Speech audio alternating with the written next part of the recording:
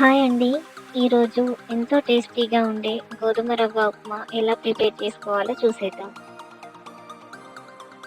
ఉప్మా కోసం ముందుగా stove on చేసుకొని గిన్నెలో ఒక గ్లాస్ గోధుమ రవ్వను తీసుకోవాలి. గోధుమ రవ్వను లో ఫ్లేమ్లో 5 నుండి 6 నిమిషాల సేపు ఫ్రై చేసుకోవాలి.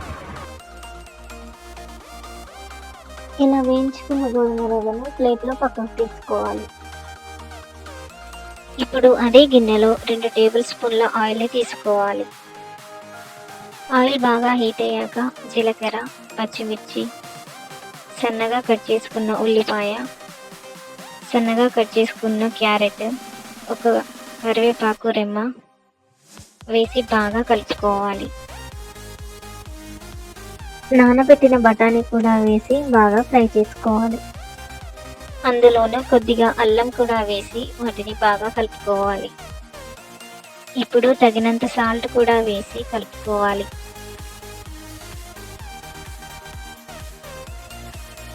ఒక చిన్న టమాటాని ముక్కలుగా చేసి అందులో వేసుకోవాలి. వీటన్నింటిని కూడా బాగా ఫ్రై చేసుకోవాలి. ఇప్పుడు ఒక గ్లాస్ గోధుమ రవ్వకి 3 గ్లాసుల వాటర్ని యాడ్ చేసుకోవాలి.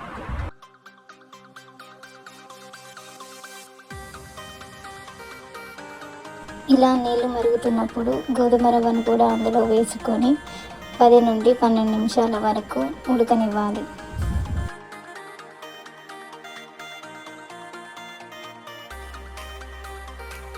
చూసారు కదా, వాటర్ అన్నీ ఇంకిపోయి గోధుమ రవ్వ బాగా ఉడికిపోయింది. ఇప్పుడు ఉప్మా రెడీ అయిపోయినట్టు. అంతే అండి, ఎంతో టేస్టీగా ఉండే గోధుమ రవ్వ ఉప్మా రెడీ అయిపోయింది. దీని టేస్ట్ కూడా చాలా బాగుంటుందండి. ఒకసారి మీరు కూడా ట్రై చేసి చూడండి.